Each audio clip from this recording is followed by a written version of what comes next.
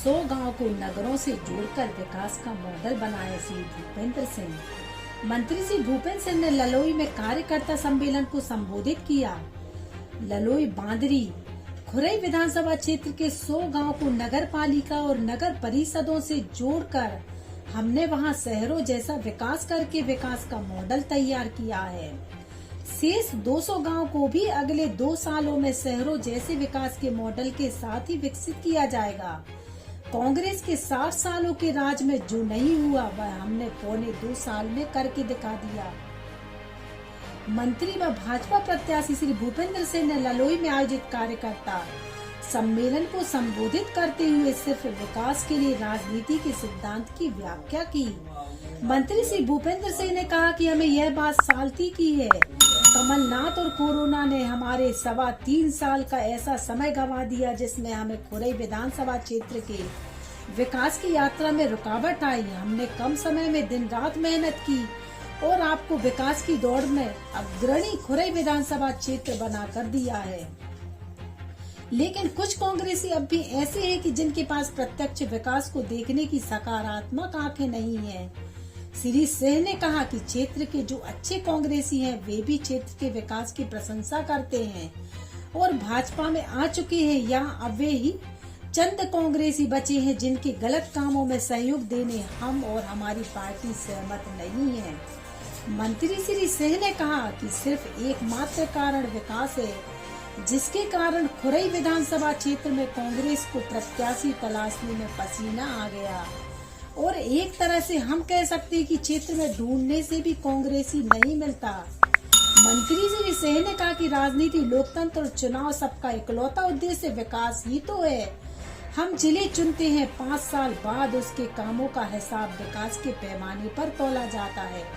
राज करने के लिए चुनाव नहीं होते, सेवा और विकास के लिए लोकतंत्र का यह होता है जिसमें हम सब भर भर कर अपनी आहुति डालते। मंत्री श्री सिंह ने कहा कि आज यहाँ के 100 मॉडल गांव का विकास देखिए। हर गांव में पक्की सीमेंट सड़कें, स्ट्रीट लाइट, दिन में 2 बार सफाई, पीएम आवास योजना में 2.5 लाख से बना हर गरीब का पक्का मकान, पार्क, बच्चों को खेलने स्टेडियम, आलीशान शादी घर, स्वास्थ्य प्रतिस्पर्धा के वातावरण से जगमगाती स्कूलें, भरपूर पानी, यह सब इन गाँव में मिलेगा। मंत्री श्री भूपेंद्र सिंह ने कहा कि कांग्रेस एक सिंचाई योजना नहीं दे सकी, हमने 4 दी है। 3600 करोड़ की बीना सिंचाई परियोजना, 2600 करोड़ की उल्दन बांध परियोजना, 450 करोड़ से मालथौन ब्लॉक की नल जल योजना, 500 करोड़ की खुरई की नल जल योजना। यह विकास के माइलस्टोन है। आधुनिक टेक्नोलॉजी की प्रेशराइज्ड पाइपों से खेतों में कनेक्शन देकर सिंचाई और आधुनिक फिल्टर प्लांटों के शुद्ध पेयजल का हर घर में कनेक्शन खुरई के लिए कल्पनाओं की बातें नहीं। मौके पर जाकर कोई भी इन कामों की प्रगति देख सकता है और मेरा दावा है कि मार्च तक विधानसभा क्षेत्र के गांव, पंचायत और नगर निकायों के हर घर में नल के कनेक्शन से पानी पहुंच जाएगा और अगले साल इस सीजन की फसल की सिंचाई बीना और उल्दन के बांधों से हो रही होगी। मंत्री श्री सिंह ने कहा, यह सिर्फ सोचने से नहीं हो जाता, एक सेवक की भांति दिन रात के परिश्रम और विकास के लिए समर्पित राजनीति से संभव हो पाता है। मंत्री श्री सिंह ने कहा कि इतना सब करने से किसी नेता को चुनाव में वोट मांगने की आवश्यकता नहीं होती। क्षेत्र की जनता ऐसा प्रेम स्नेह लुटाती है कि लगता है कि जैसे हर नागरिक, हर परिवार खुद अपने भूपेंद्र भैया के लिए चुनाव लड़ रहा हो। मंत्री श्री सिंह ने कहा कि गरीब कल्याण का महाअभियान, महिलाओं का सशक्तिकरण और विकास ने मिलकर खुरई विधानसभा क्षेत्र में चुनाव को उत्सव में बदल दिया है।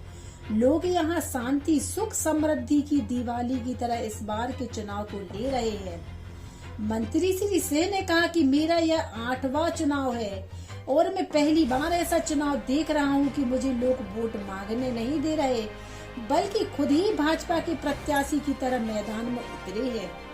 उन्होंने कहा कि जनता का मुझ पर ऐसा आशीर्वाद और विश्वास देखकर ऐसी प्रतिद्वंद्विता मन में उठती है कि जीवन में इन सभी में से किसी एक का भी विश्वास में टूटने नहीं दे सकता। यह जन आशीर्वाद मुझे क्षेत्र के विकास के लिए संकल्पित करता है, प्रेरणा देता है। मंत्री श्री सिंह ने कहा कि जब मैं यहाँ से पहली बार चुना गया था तब क्षेत्र का पिछड़ापन देखकर समझ नहीं आता था कि कहाँ से काम शुरू किया जाए, क्योंकि कांग्रेस ने गंदगी, बदहाली, गरीबी और अशिक्षा के सिवा कुछ नहीं दिया था।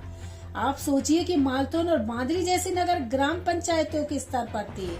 आजादी के 70 सालों में यहाँ कॉलेज खोलने की जरूरत कांग्रेस ने नहीं समझी।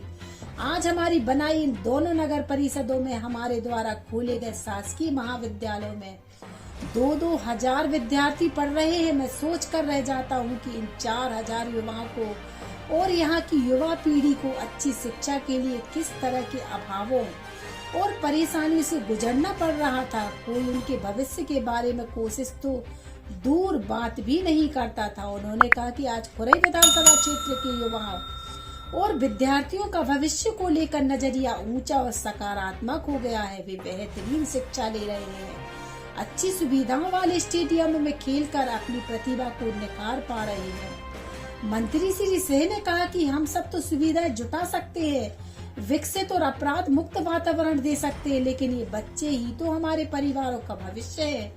यदि उन्हें बेहतर माहौल मिल रहा है तो समझिए कि विकास अपने उद्देश्य को पूर्ण कर पा रहा है।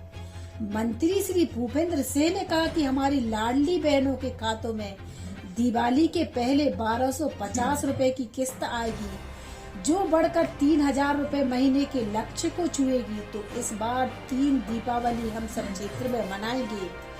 एक 12 नवंबर को जब कमल पर बैठी लक्ष्मी घरों में समृद्धि लाएगी।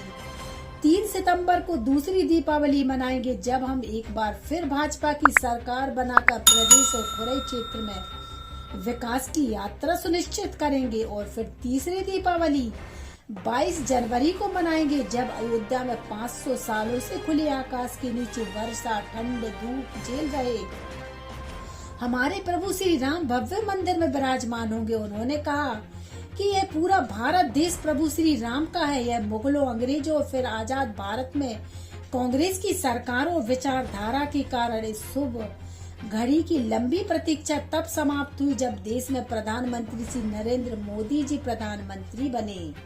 कार्यक्रम को संबोधित करते हुए विदिशा से प्रदेश कार्य समिति सदस्य मनोज कटारे ने कहा कि आज पूरे प्रदेश को खुरई से ईर्ष्या होती है कि खुरई विधानसभा क्षेत्र के जैसा उनके विधानसभा क्षेत्र में विकास क्यों नहीं हुआ। और मैं ईर्ष्यालु व्यक्तियों में शामिल हूं जो सोचते हैं कि मेरे विधानसभा क्षेत्र के लिए मंत्री श्री भूपेंद्र सिंह जैसा विधायक क्यों नहीं मिला। कार्यक्रम को कांग्रेस नेता मदन दुबे, ऋचा श्री राजेंद्र सिंह बुंदेला, मीडिया प्रभारी अस्मिता कवि पूरन से दमान ने भी संबोधित किया।